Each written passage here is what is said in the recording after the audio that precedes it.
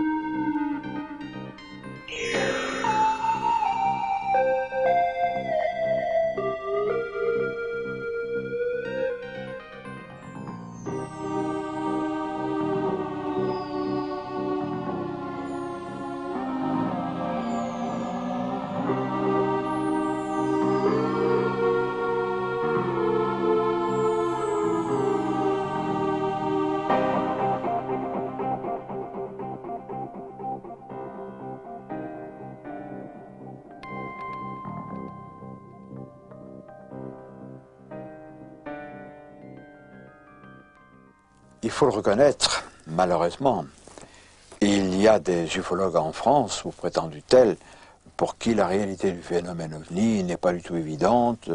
On ergote, on discute. Il y a même un ufologue, un odeur de sainteté dans les coulisses du pouvoir, qui me conseille de m'adresser au responsable du plateau d'Albion, où on m'expliquera qu'il n'y a pas de présence de gris. Le gris, je signale à nos amis qui ne connaîtraient pas ça, ce sont des êtres de petite taille, négatifs, sur lesquels j'ai écrit un bouquin, un roman vérité, Ibien, Alerte rouge, chez Vaugirard. Mais là, il ne s'agit plus de roman, mais d'ouvrages documentaires, où j'explique en long, en large et en travers, témoignage à l'appui, qu'il s'agit bien de gris qui sévissent dans les niveaux souterrains du plateau d'Albion. Alors pour enchaîner sur les ufologues un peu bidons, parlons du prince des ufologues, Jean-Jacques Velasco, qui est abondamment cité dans Omniprésent, dans ce numéro-là, dont le nom apparaît un tout petit sur la couverture du bouquin soi-disant de Jean-Claude Boré, OVNI, la science avance, qui est un titre assez amusant si on y réfléchit bien.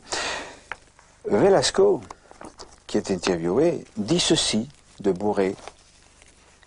Ils sont amis et il en dit plus de mal que moi je ne dis de Boré. Cet ouvrage à l'aval de mon établissement, à savoir le CEPRA.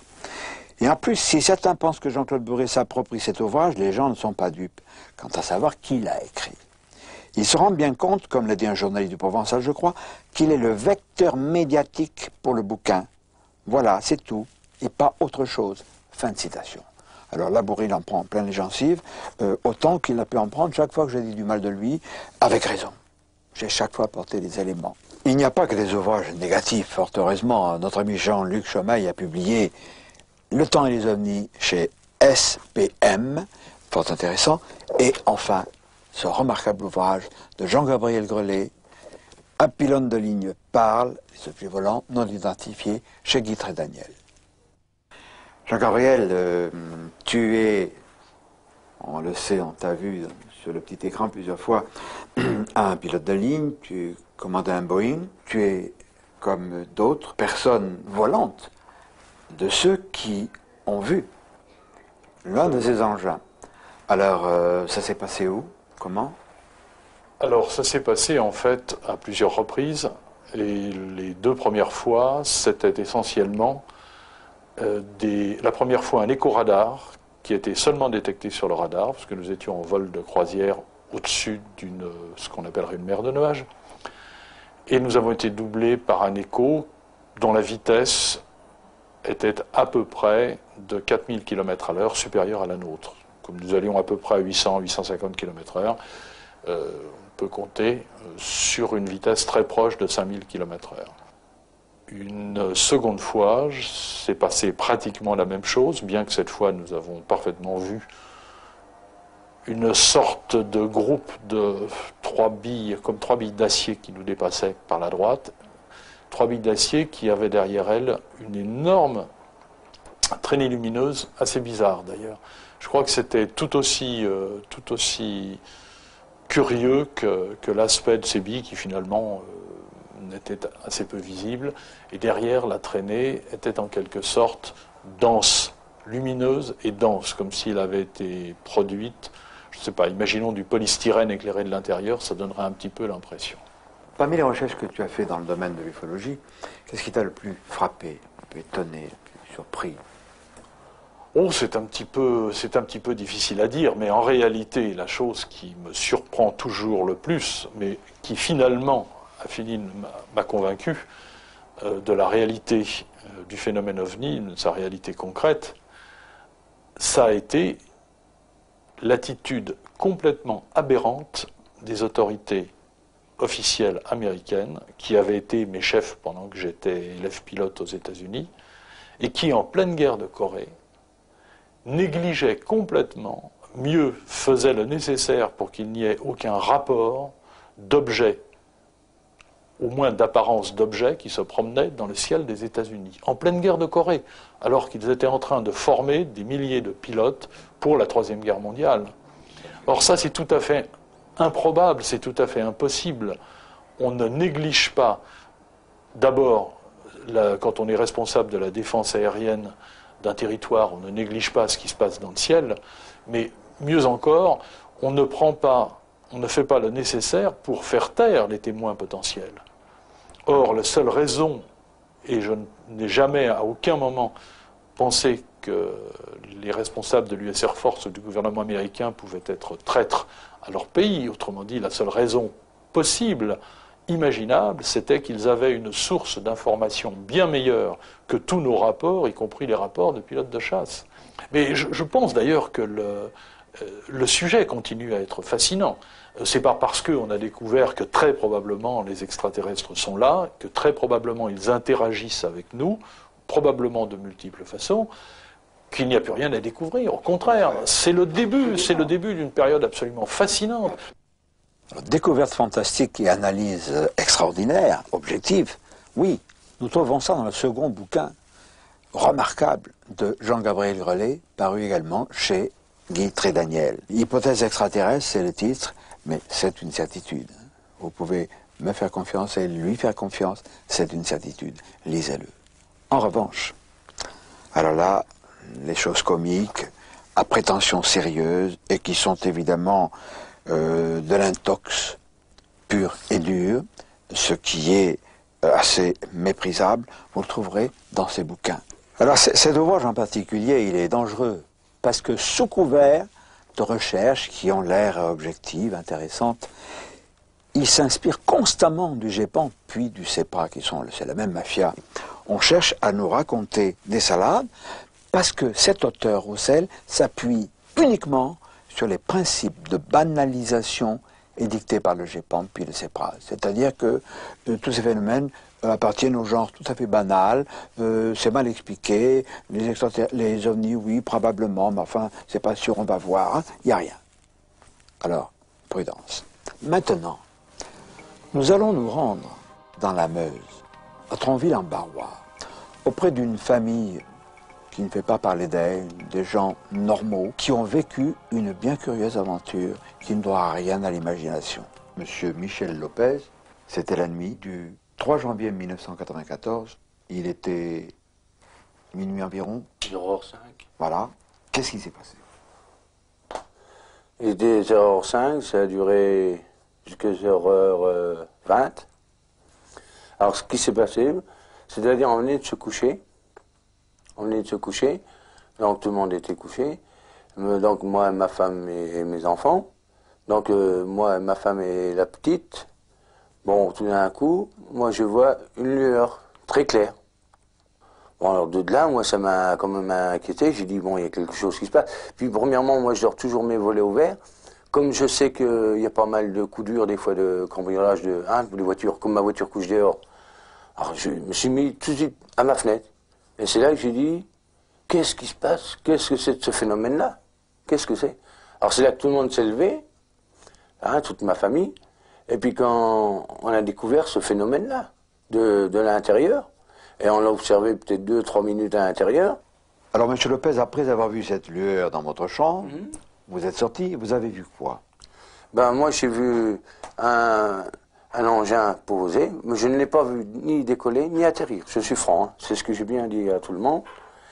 Moi, j'ai vu qu'il était à terre, et moi, pour moi, c'est un truc, un phénomène que je n'ai jamais rencontré dans ma vie, ni ma femme, ni mes enfants, ils ont tous été marqués par ça. Et ça avait la forme circulaire, hein, en circulaire. À peu près, d'après ce qu'on, j'imagine, 5-6 mètres en circulaire, avec un dôme. Le dôme était transparent. Le dôme en façade, très large, et très haut, et très transparent. Très transparent, très clair. On les voyait comme on se voit ici. Et vous avez vu des... 3 êtres humains. De front, hein, comme ça, hein, en façade, comme voilà, on est là, tous les trois. Tous les trois. Ils étaient assis ou... Par moments, ils étaient assis, par moments, ils étaient debout. Ah bon? Dans cet engin-là. Ils étaient assis et par moments debout, hein, je précise bien. Parmi, bon, après on a pris un par un, les jumelles de ma fille. Parmi un des 3, celui qui se trouvait au milieu, il avait une tête comme ça c'est vrai. Plus grosse que la nôtre. Plus grosse que la nôtre, et bien important. Et les 2 autres se trouvaient normal, une adulte comme nous, à peu près 1m75, 1m80 de grandeur. Et leurs vêtements se trouvaient gris, en amiante brillant. Ah bon. Gris en amiante brillant. Visage découvert, n'avait pas de... Là, je peux pas vous dire, on ne voyait pas de masque. Hein.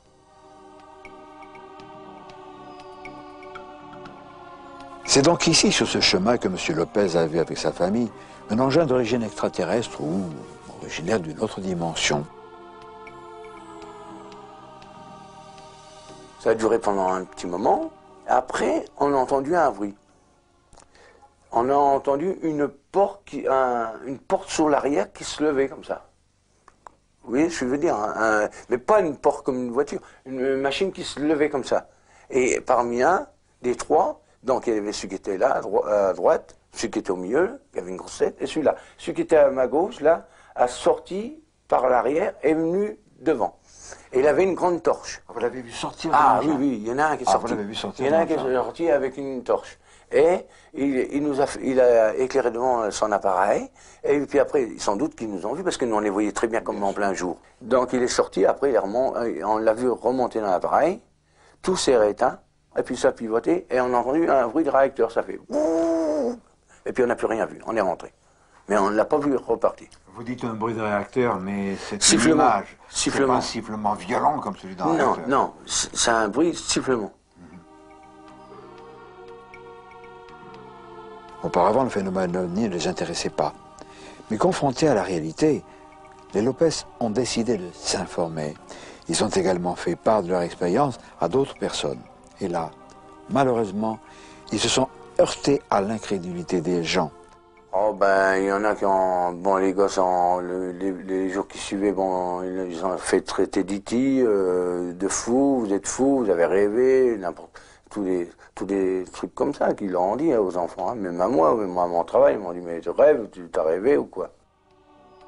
Heureusement, les sarcasmes n'effacent pas la réalité. Et comme c'est souvent le cas dans les affaires de contact, d'autres observations se produisent qui renforcent les précédentes. Quelques jours après, j'ai fait d'observations dans le ciel, à Tranville-en-Varois. Mais moi, j'ai dit, on ne dira plus rien, parce que vu qu'on est déjà pris pour des fous, vous allez à Tranville, tout ça. Alors moi, j'ai dit, on ne dira plus rien, mais ce qu'on a vécu, on l'a vécu, et ce qu'on voit encore, on garde secret. Voici donc la famille Lopez qui, lassée des imbéciles qui se sont moqués d'eux, décide de ne plus parler. C'est navrant parce que cette famille n'a pas été la seule à témoigner. Le lendemain, les Lopez ont rencontré une dame qui travaille au HLM de la région, qui elle aussi a vu dans la même direction, au même moment, un phénomène lumineux extrêmement violent, très visible. Et on a trouvé, et nous y sommes allés sur place, on a trouvé au sommet d'une colline, près de la statue d'une Vierge, un cercle dans le sol. Une enquête a été menée par un ufologue de Paris, Claude Raffi, qui est un homme tout à fait sérieux. Alors je crois qu'il faudrait éviter désormais de se plaindre, de ricaner, de parler d'hallucinations de se moquer des gens. Il faut les écouter, il faut les encourager quand ils parlent, parce que nous avons besoin de leur témoignage. Nous allons maintenant rencontrer un ufologue qui lutte lui aussi contre l'intox et qui a écrit cet ouvrage tout à fait remarquable, une enquête systématique sur l'observation du 5 novembre 1990. Là, nous allons en apprendre de Werth et de Bamur. Franck-Marie, 1947, naissance non pas du phénomène, mais de l'expression soucoupe volante, 1994, ça fait 47 ans. Et bien évidemment, qu'entre spécialistes, on sait que ça a terriblement évolué. Et on sait qu'on va vers autre chose. Alors, quel est le point de tes recherches dans ce domaine et vers quoi nous dirigeons-nous?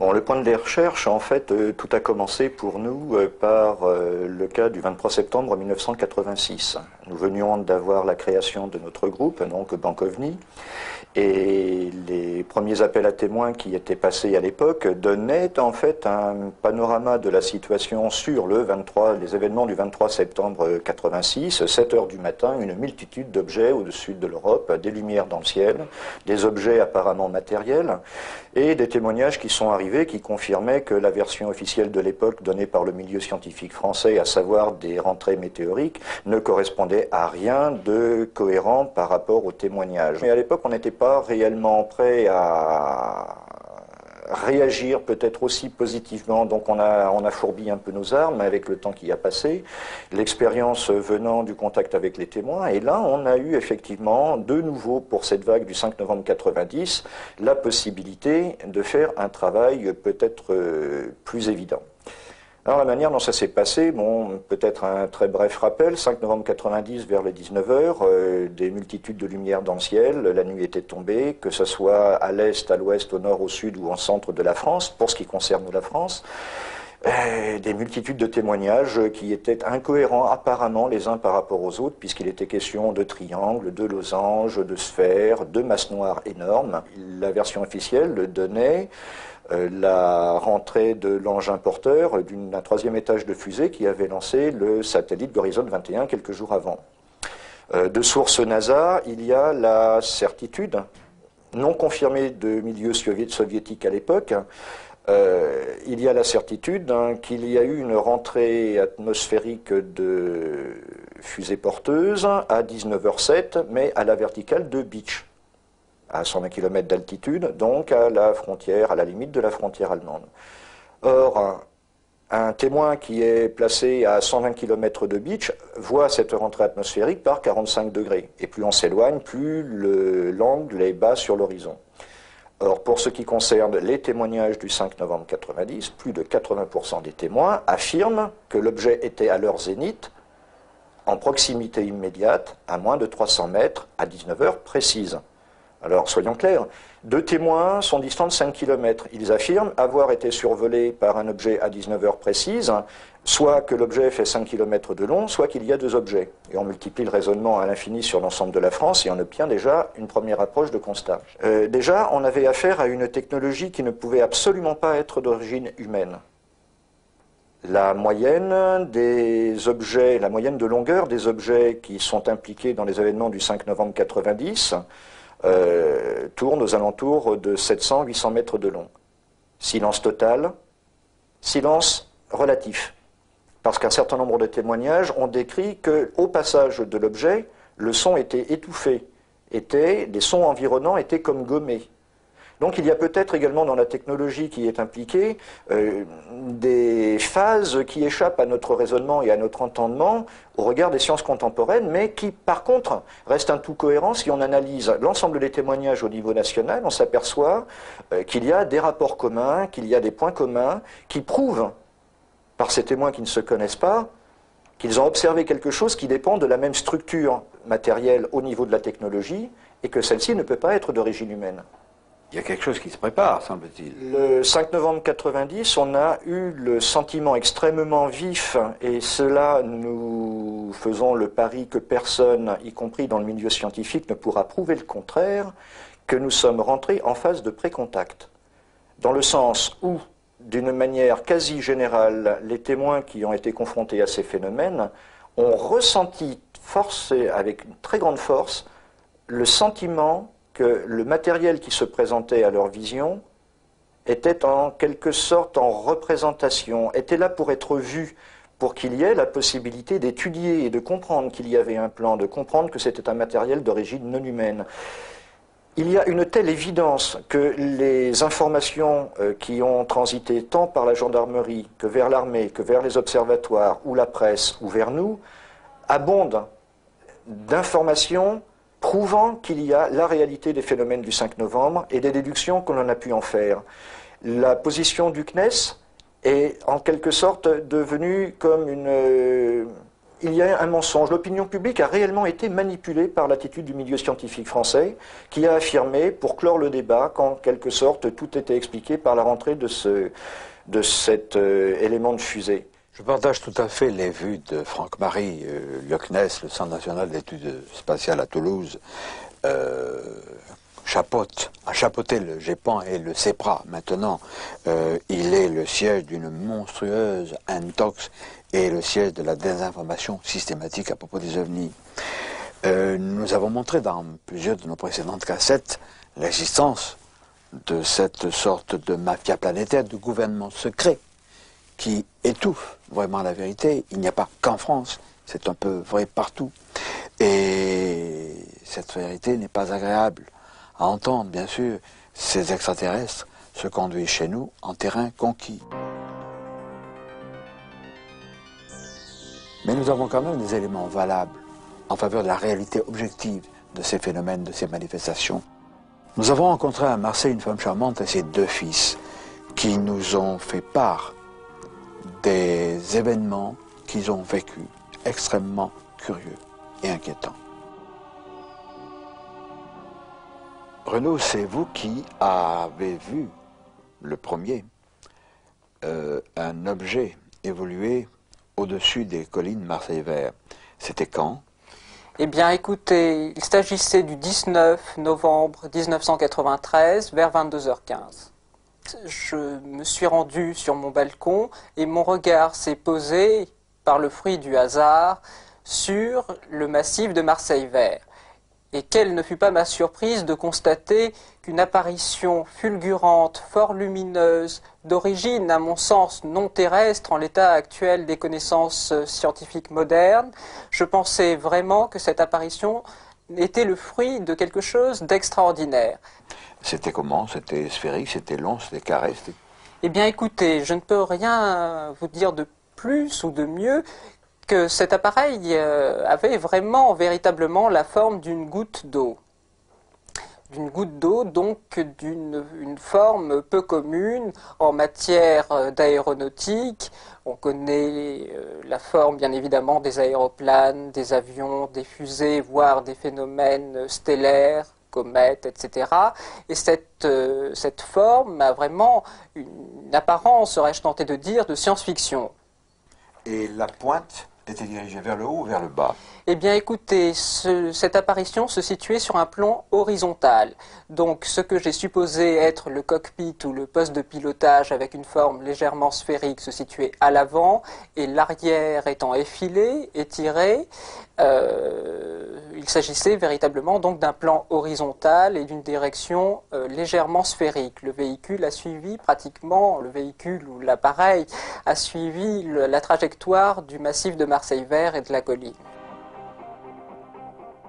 Intrigué par cette affaire, Olivier, le frère de Renaud, décide de se rendre dans la colline Marseille-Vert.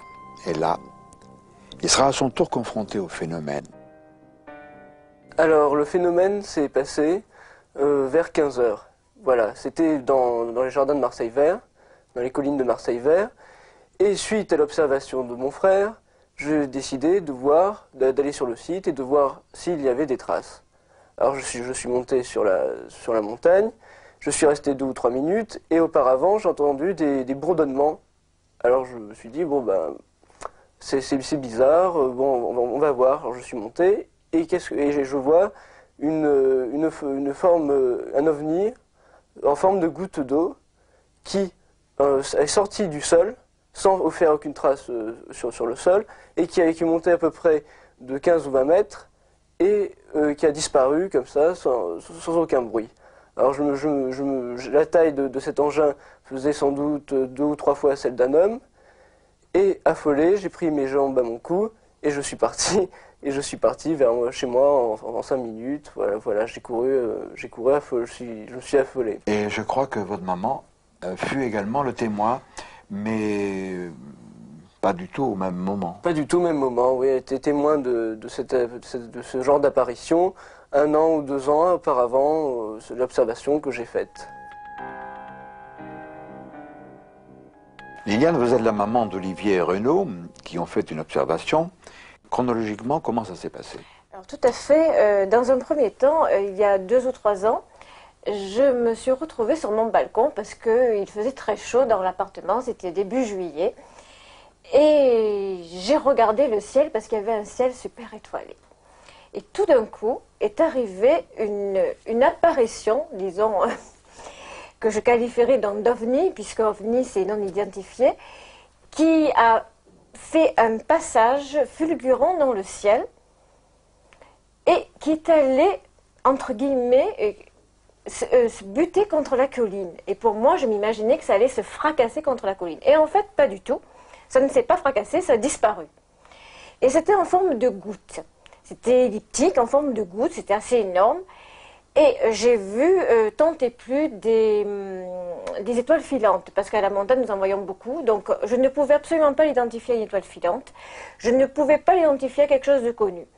Je n'ai rien dit, j'en ai parlé à maman, je dis, tu sais, j'ai vu ceci, et puis point final. Et je n'en ai pas parlé aux enfants, pourquoi je l'ignore, et ça a été une affaire classée. Et le soir, quelques années plus tard, Renaud est venu un jour me réveiller, c'était le soir, me réveiller en me disant, tu sais, j'ai vu un objet, quelque chose. Alors, comme j'étais en train de dormir, j'avais vraiment pas envie de rentrer dans cette discussion. Et le lendemain, ça m'a quand même trotté. Et j'ai demandé à Renaud ce qu'il avait vu. Et avant même de lui dire, de voir ce qu'il avait dessiné, je lui ai dit, c'était en forme de goutte, ce que tu as pu voir. Et il m'a dit exactement.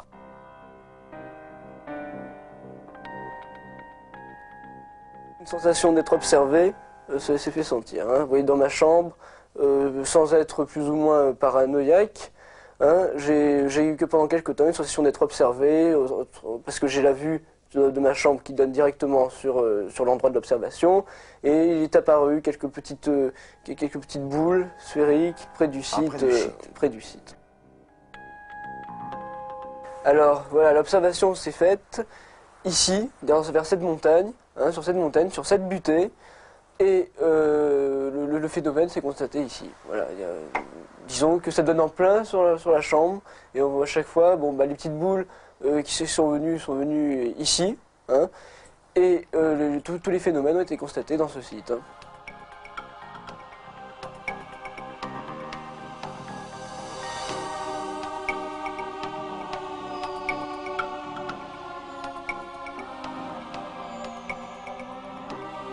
Avec Alain Ranguis, nous nous rendons sur place. Alain Ranguis du CEOF, le Centre d'études d'OVNI France. Sa formation d'ingénieur nous permet de tester la radioactivité du site ainsi que d'autres paramètres. Comme nous nous y attendions, les mesures ne révèlent rien d'anormal. Pourtant, un événement intéressant se produit. Olivier se met subitement à saigner du nez.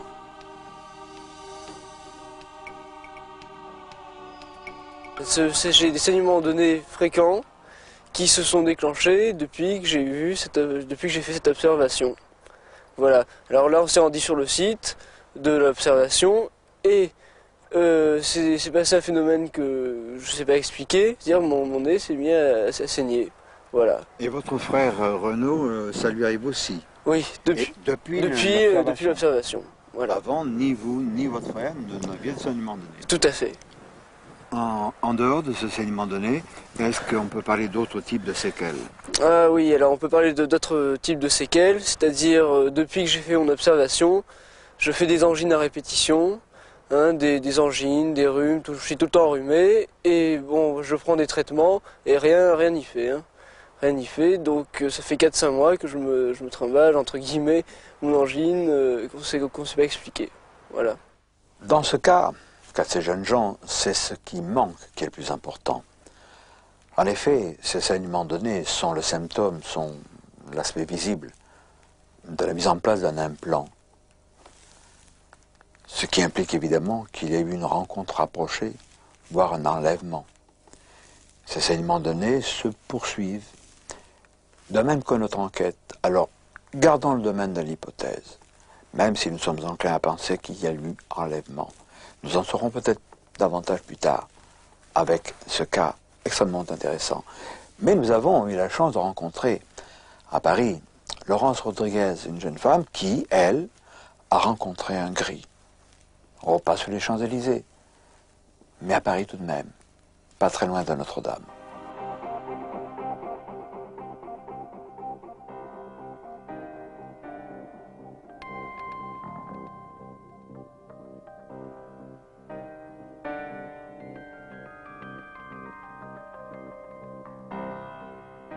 Nous sommes derrière Notre-Dame, à Paris bien évidemment, et Laurence Rodriguez, vous avez eu dans votre vie des choses marquantes, curieuses. D'abord, en mai 1976, que s'est-il passé? En mai 1976, je sortais, il était 10 heures, le ciel était dans cette bleu, comme aujourd'hui, et je sortais faire des courses avec ma mère, et toutes les deux, j'ai aperçu un objet brillant, immobile dans le ciel. Bon, vous l'avez observé pendant combien de temps? 1 minute ou 2, il est resté immobile, sans bouger, au-dessus donc de la mairie, à peu près. Quelle forme à peu près? Comme un disque, moi j'appelle ça une médaille, mais un disque, la forme d'un disque. Bien. Quelques années plus tard, disons 10 ans plus tard, c'était en 88 je crois. 88, en mai 88. Vous étiez dans ce square, Jean 23, avec vos jeunes cousines espagnoles. Oui, je leur faisais visiter la ville. Voilà. Je traversais donc le square et arrivé à ce niveau du square, je suis restée complètement pétrifiée de peur et d'horreur. Quelqu'un était posé sur le banc, assis sur le banc, agenouillé, qui me regardait, les yeux très très noirs et perçants, une peau d'un gris. On ne peut pas définir entre le gris plomb et entre le gris vert, qui était assis là, qui me regardait. Et j'ai demandé à mes cousines, qu'est-ce que c'est cette personne? Elle me dit, mais il n'y a rien du tout sur ce banc. Tu rêves? Viens avec nous, viens. Et impossible de bouger quoi que ce soit, tellement j'avais peur.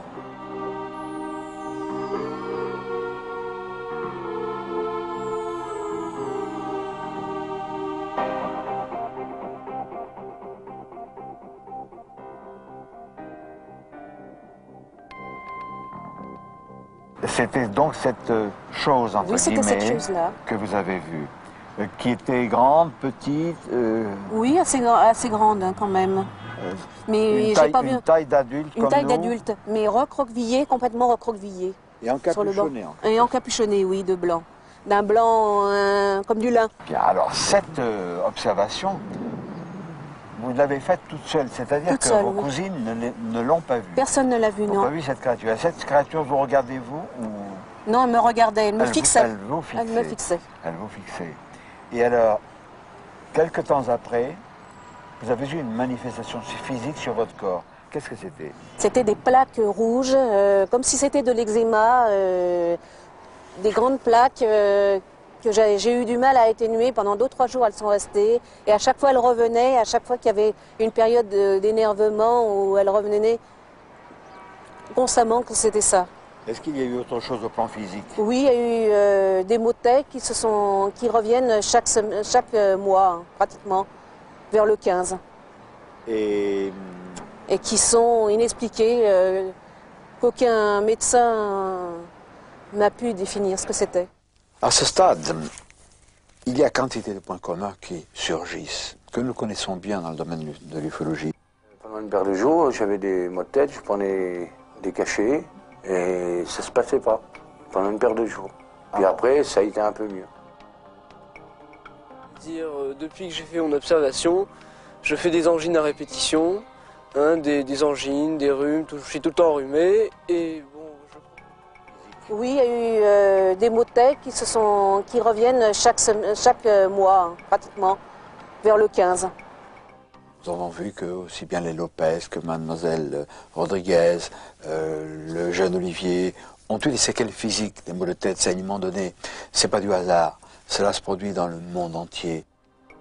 Dans ma chambre, j'ai eu toujours la sensation d'être observé, que ce soit à l'intérieur de l'appartement ou à l'extérieur. Alors chaque fois en me retournant, je trouvais personne, mais bon, avant, j'étais jamais autant méfiant et ni autant transformé, entre guillemets, parce que j'avais vraiment à chaque fois l'impression d'être observé, espionné.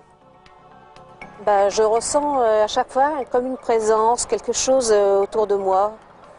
Et avant, vous ne ressentiez pas cette Non, sensation? non. Et plusieurs fois dans la rue, je me suis retournée et évidemment, je suis pris pour une folle, ça. Parce que j'ai toujours l'impression d'avoir que quelqu'un me suit. Et avant, non, vous n'aviez pas du tout Non, cette jamais. sensation. Un point commun à souligner pour ce qui concerne Laurence et ce garçon Olivier, c'est cette sensation un peu obsédante de présence. Pas permanente, mais sporadique. C'est fréquent. On le rencontre partout. Et ce n'est pas du rêve, c'est vrai.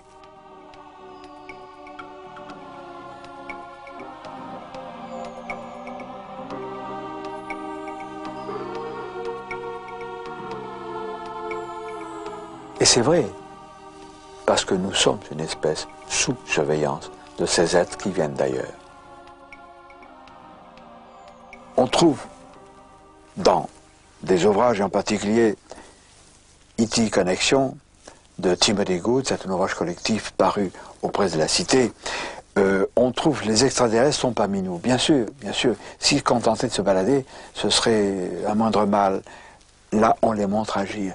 Et c'est fichtrement inquiétant. Un bouquin va paraître vers le mois de novembre 1994 de David Jacob, un auteur américain. Il aura pour titre Secret Life, ou plutôt Vie secrète, avec un sous-titre qui n'a pas encore été trouvé, qui voudra dire les extraterrestres qui sont chez nous, qui se manifestent, enfin peu importe. Rappelez-vous, Vie secrète, David Jacob, novembre 1994, auprès de la Cité. Mais, dans un an, second semestre 1995, un bouquin encore plus extraordinaire, procédant de la même manière, des enquêtes sur des jeunes femmes qui ont été enlevées, inséminées, etc. C'est un médecin, c'est le docteur John E. Mack, que j'ai rencontré trop rapidement lorsque nous avons réalisé la cassette OVNI USA à Richmond, à Virginie, et qui nous a confié la traduction de son ouvrage qui s'appelle Abduction. Abduction, ça veut dire enlèvement au pluriel. Et là, il a lui-même enquêté, il a lui-même examiné, il a lui-même hypnotisé de nombreuses jeunes femmes aux États-Unis qui ont vécu le même enfer, le même drame humain. Et ces jeunes femmes ont parfois, quand elles en ont parlé, librement subi les mêmes affres de savoir qu'on les prend pour des menteuses. Ce ne sont pas des menteuses, ce sont les imbéciles qui rient, qui font croire qu'elles sont des menteuses. Elles ne mentent pas, elles révèlent quelque chose de dramatique qui leur est arrivé. Mais tout ça, direz-vous, c'est encore aux États-Unis, mais non. Nous avons en France, nous avons rencontré une famille. Par souci de discrétion, nous l'avons invité, cette famille, au Novotel de Nancy, pour le premier contact. Le père, la mère et l'enfant, qui ont vécu des expériences analogues, perception de ses présences. L'enfant a souffert dans sa chair de cette aventure. Le père, la mère vont nous expliquer pourquoi.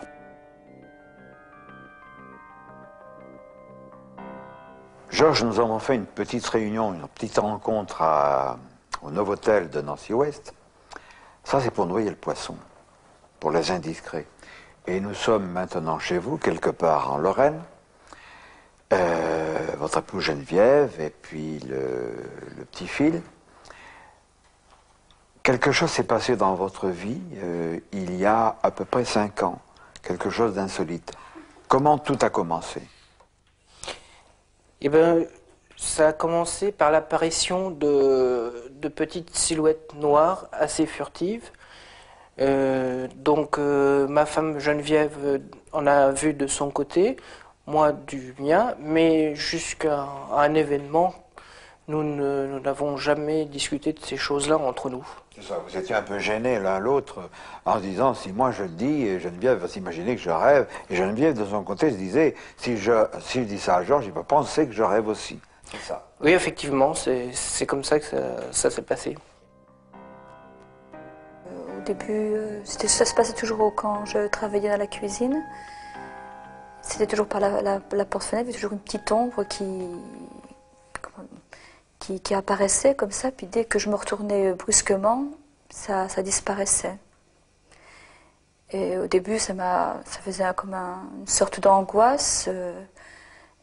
À partir d'un certain moment, ces ombres ont cessé d'être seulement des ombres. Vous avez perçu quelque chose de... Oui, qu'on me touchait. Un contact. Oui, un contact. Parce que j'étais en train de préparer à manger, d'éplucher des légumes. Et puis j'étais penchée sur mon ouvrage. Et puis j'ai senti quelqu'un qui me frôlait derrière, comme s'il voulait regarder qu'est-ce que je faisais. Et je me suis tournée, parce que là, j'étais quand même habituée à peut-être pas à ce frôlement, mais à avoir des ombres, habituée. Et je me suis retournée tout doucement et j'ai vu disparaître... Une silhouette. Une silhouette. De grande ou petite taille? De ma taille quand même. Et un jour, vous avez vu simultanément l'une de ces silhouettes mystérieuses, et c'est là que vous avez découvert que tous les deux, vous ne rêviez pas et vous voyez la même chose. Ensuite, c'était l'année 92, Phil a fait un cauchemar une nuit, enfin un cauchemar entre guillemets, et il était très terrorisé. J'ai mis à peu près plus d'une demi-heure à le calmer.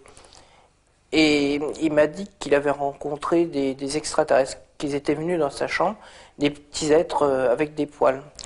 Le lendemain matin, donc, je lui ai demandé de me faire un dessin.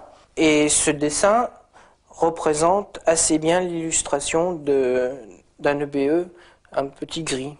Par la suite, Phil nous a appris que ces êtres revenaient quelquefois le voir et lui enfonçaient des aiguilles à différents endroits. Donc quelquefois elles laissaient une trace, d'autres fois non. Elles ont laissé donc principalement une trace dans la colonne vertébrale, au niveau où on fait les ponctions lombaires habituellement, et il s'est passé au moins 2 mois, plus de 2 mois avant que la trace disparaisse. Donc j'avais même fait une photographie.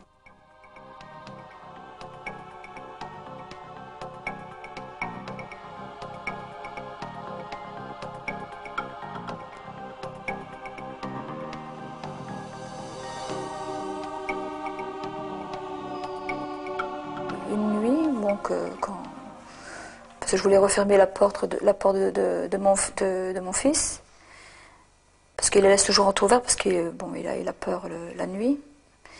Et quand je voulais m'approcher de la porte, j'ai entendu elle est là. Alors moi, je dis je rêve ou c'est... Voix masculine, féminine Je sais plus. Non, je peux vous dire, c'était une voix. Et j'ai ouvert tout de suite la porte parce que j'ai eu peur qu'est-ce qu'ils vont faire à mon garçon. Alors je suis rentrée et il n'y avait plus rien. Il dormait. Mais depuis que j'ai entendu ces voix, je suis sûre que quand je suis toute seule la nuit, j'ai l'impression d'être surveillée. Même quand j'éteins les lumières, il y a eu un soir et j'ai l'impression qu'il y avait des ombres tout autour de mon lit. Des présences. Oui, une présence. Et dès que j'allume la lumière, il n'y a plus rien. Pas de perception de bruit de pas, non? Non. Et j'ai l'impression d'être toujours épiée quand je veux dormir. Et puis j'ai pas l'impression qu'on essaie de m'hypnotiser. Et alors c'est sûr que ça m'empêche beaucoup de dormir. Et cette sensation d'être hypnotisé, ça traduit comment? Vous percevez des lumières, vous percevez... Oui, c'est des rayons circulaires,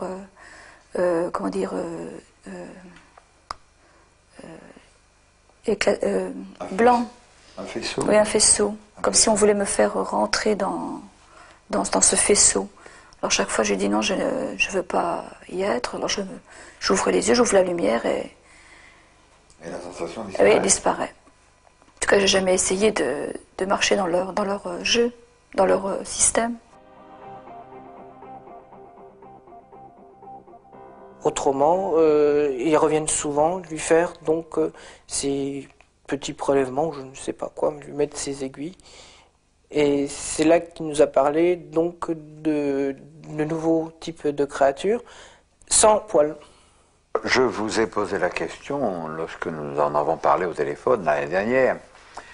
Est-ce que vous aviez laissé traîner mon roman Vérité et bien? Et vous m'avez dit pas du tout, il ne l'a jamais vu. Non, je l'ai acheté après même. Après. Donc il n'a pas pu être influencé Non. par l'illustration de couverture. Non. Absolument. Puisque en plus, quand je l'ai acheté, je ne vais même pas montrer tout de suite. Et bon, un jour, je lui ai montré, je me semble que c'était vous qui m'aviez dit de lui montrer. Et il m'a dit, ah oui, effectivement, c'est ceux-là. En parlant des velus. Des velus. Donc le fils de Geneviève et Georges a été enlevé maintes fois par des grilles, à son corps défendant, bien sûr.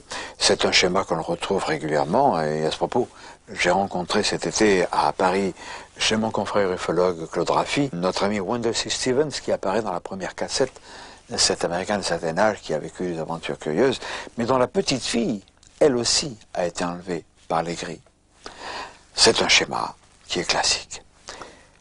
Et en ce qui concerne Phil, le fils de ce couple, nous allons l'interroger. Et là, vous allez avoir une surprise. Phil, tu as eu des aventures étranges. Tu as, pendant ton sommeil, tu as vu des choses, puis ensuite tu étais réveillé, tu avais très peur, tu as appelé tes parents. Oui. Hein? Alors, qu'est-ce que c'est qui s'est passé en réalité? Bah, il y avait un extraterrestre, puis après il m'a enfoncé une aiguille, Une aiguille? et après il est reparti, Où est-ce qu'ils t'ont enfoncé l'aiguille? là, dans le dos. Dans le dos. Dans le dos. Est-ce qu'ils l'ont fait plusieurs fois? Puisque tu as été avec eux plusieurs fois, ils sont venus te voir plusieurs fois, ils t'ont enlevé plusieurs fois. Chaque fois, ils ne te piquaient pas avec une aiguille. Non. Non. Puisqu'ils ne te piquaient pas avec une aiguille, qu'est-ce qu'ils faisaient?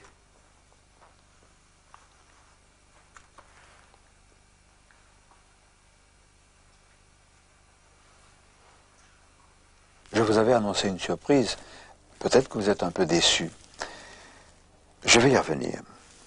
Je voudrais souligner d'abord que cet enfant que nous avons vu au Novotel, en prenant le café avec ses parents, nous avons parlé de choses et autres, très amicalement, je lui ai dit, j'ai des petits-enfants comme toi, etc. Il parlait librement, avec le vocabulaire d'un enfant de 6 ans.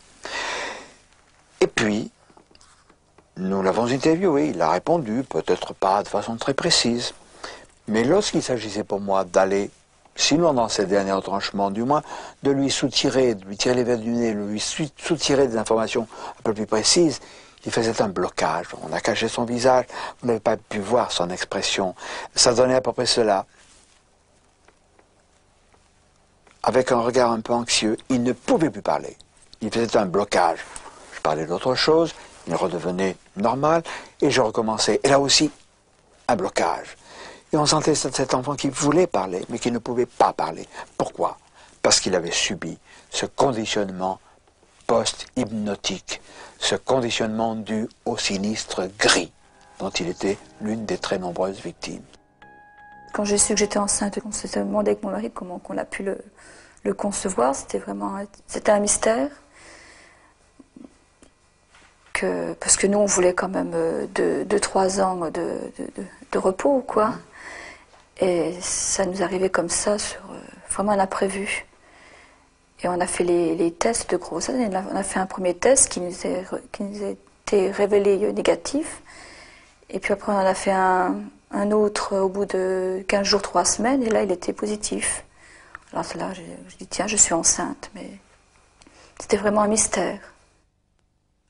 Geneviève nous l'a confié, cette grossesse n'aurait pas dû se produire. La conception n'était pas du tout programmée à ce moment-là.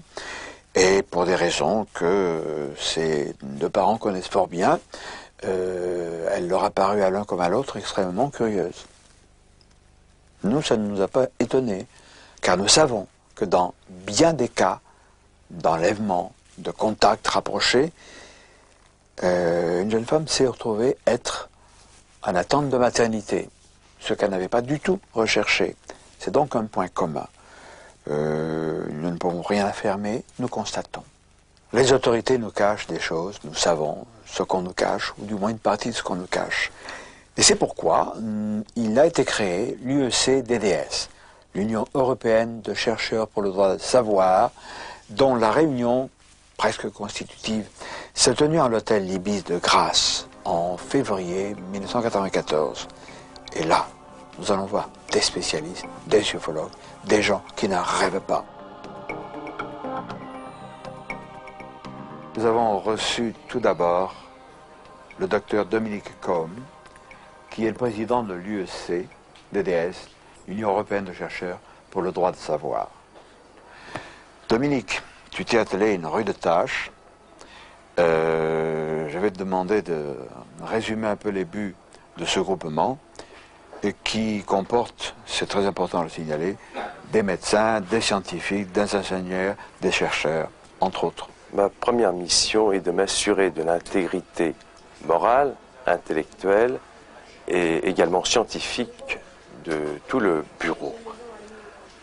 Et donc nous allons essayer d'amasser des preuves ou de récupérer des preuves qui ont été cachées par une motion, de manière à pouvoir savoir, c'est le droit de tout citoyen, c'est le droit de savoir s'il y a une possibilité de visiteurs ou de présence extraterrestre sur Terre.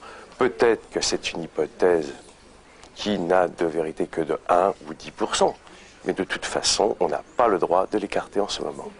Le fait que l'UEC comporte justement des hommes de science, des scientifiques, des médecins, biologistes et autres, tu es médecin et biologiste par exemple, va nous permettre de créer un groupe, un centre, c'est l'intérêt de cette association, c'est que au moins toute information pourra être disséquée d'une façon honnête et scientifique. On peut avoir recours, on peut avoir recours à d'autres personnes, d'ailleurs, dans nos connaissances et nos amis.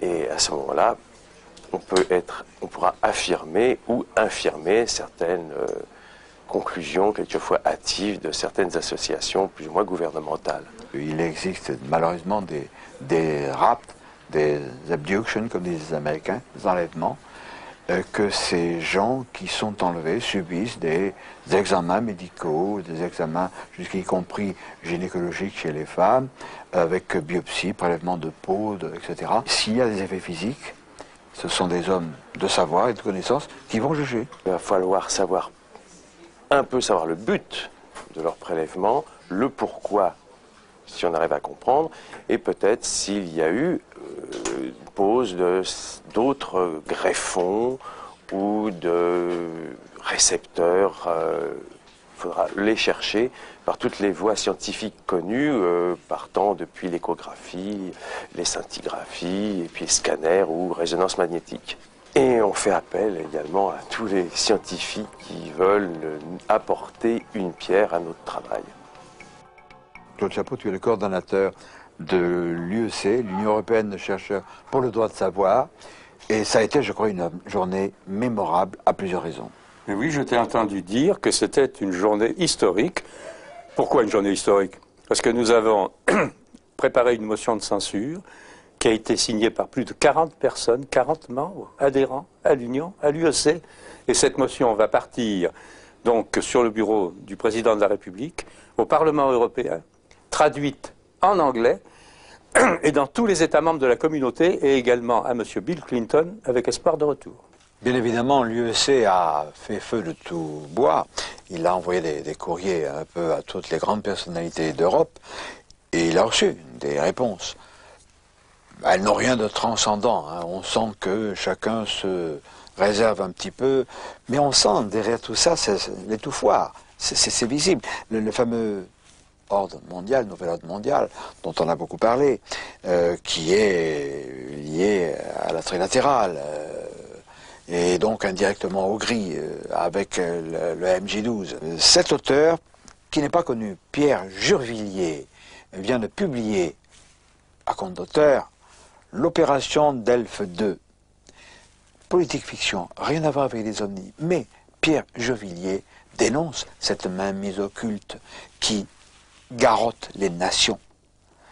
Un oubli, Pierre Jurvillier, et je ne le savais pas, a été le mécanicien de bord de Jean-Gabriel Grelet du temps où il pilotait des Boeing.